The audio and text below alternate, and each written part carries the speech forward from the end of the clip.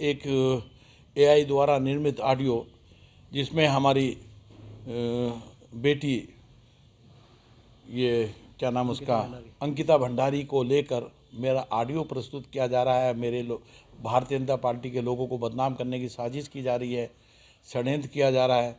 उसमें देश और प्रदेश के नेताओं का नाम लिया जा रहा है। तो ये गैर कानूनी तरीके से एआई निर्मित करके उसको मेरे को बदनाम करने के लिए, मेरी छवि को खराब करने के लिए, मेरी भारतीय जनता पार्टी की छवि को खराब करने के लिए जो षड्यंत्र किया जा रहा है उसकी फॉरेंसिक जांच होनी चाहिए और उनके मोबाइल को अपने कब्जे में लेकर मेरी मांग ये है कि इस तरह के कृत्य ये पिछले 1.5-2 सालों से मेरे विरुद्ध करती रही है, मेरी सामाजिक राजनीतिक छवि को खराब करती रही है, कहीं बैठकर कहीं अनर्गल प्रचार प्रसार करती रहती है। उसके विरुद्ध कानूनी कार्रवाई के रूप में ये सनसनी फैलाने का, अराजकता फैलाने का और मेरे विरुद्ध प्रचार प्रसार करने का ये मुकदमा दर्ज किया जाना चाहिए, ऐसी मैं मांग करता हूं। और उसके मोबाइल की फॉरेंसिक जांच की जानी चाहिए जिसमें दूध का दूध और पानी का पानी होना चाहिए। जो ऑडियो निश्चित रूप से एआई से के द्वारा निर्मित है और मेरा कोई बयान इस तरह का, कोई इस तरह की बातें नहीं हुई है। भारतीय जनता पार्टी मेरी माँ है। 1980 6 अप्रैल 1980 से मैं भारतीय जनता पार्टी का कार्यकर्ता के रूप में काम करता रहा हूँ। इससे पहले मैं स्वयं सेवक के रूप में काम करता रहा हूँ।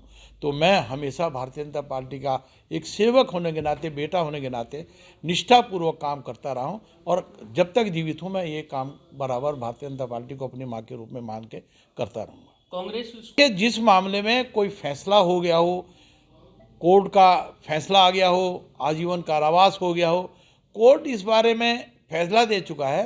कोई दल अगर अपने राजनीतिक लाभ देने की दृष्टि से इस तरह की फर्जी ऑडियो बनवाकर, एआई के द्वारा ऑडियो बनवाकर इस तरह का काम करती है तो हम उसकी निंदा करते हैं। ये इस तरह के कृत्य किसी भी दल में, किसी भी पार्टी को करने नहीं चाहिए। मैं उसकी निंदा करता हूँ।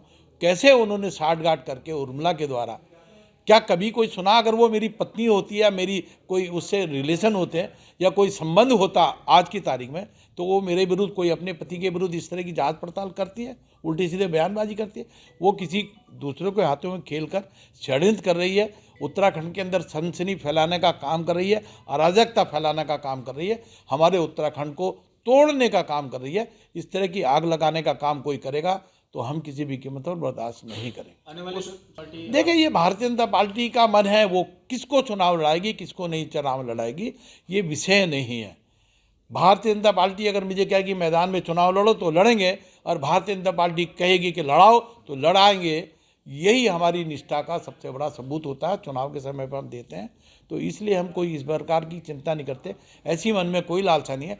जिस जिम्मेदारी पे भारतीय जनता पार्टी ने लगाया, मैं मंडल उपाध्यक्ष से लेकर जिला अध्यक्ष तक भारतीय जनता पार्टी का 3 बार मोर्चे का अध्यक्ष, राष्ट्रीय महामंत्री, 2 बार कमीशन का वाइस चेयरमैन, विभिन्न पदों पर रहा हूँ, राष्ट्रीय परिषद का 2 बार सदस्य रहा हूँ। भारतीय जनता पार्टी ने मैं देने में कभी कोई कमी नहीं की है और मैं अपनी माँ के रूप में भारतीय जनता पार्टी को मानता हूँ और सदैव उसको अपनी माँ के रूप में मानता हूँ। आखिरी सवाल, पुलिस से क्या मांग करेंगे?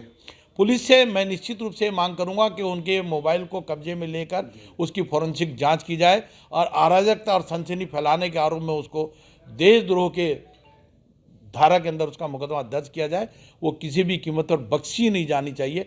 NBW उसके विरुद्ध जारी है, उस पर भी कार्रवाई होनी चाहिए। उसने मेरी पत्नी को पाकिस्तानी कहा, उसको आतंकवादी कहा, इस धारा के अंदर भी उसके ऊपर कृत्य होना चाहिए। बहुत सारे थानों के अंदर उसके ऊपर जितने मुकदमे दर्ज हैं उनके वारंट लेकर उसको लंबे समय के लिए जेल में भेजा जाना चाहिए ताकि उसको पता लगे कि कानून के धज्जियां उड़ाने से क्या सज़ा मिल सकती है। फिर आपकी सहमति में कई बार विरोधाभास हो जाता है, फिर कभी आप वहाँ पहुँचेंगे, प्रेस कॉन्फ्रेंस कर सकते हैं कि ये तो मेरी पत्नी। मैंने कभी कोई प्रेस कॉन्फ्रेंस नहीं की, आप इसकी पड़ताल कर लो। जिस प्रेस कॉन्फ्रेंस की बात की है वो भी उन्होंने की है, मैंने कोई प्रेस कॉन्फ्रेंस आज तक नहीं की है और ना मैंने कभी उसके लिए कोई मीडिया में, सोशल मीडिया में या किसी टीवी चैनल पर कोई इस तरह का वक्तव्य जारी किया। अगर आप ये वीडियो YouTube पर देख रहे हैं तो हमारे चैनल को सब्सक्राइब कर बेल आइकन दबाएं और Facebook पर देख रहे हैं तो हमारे पेज को लाइक करें।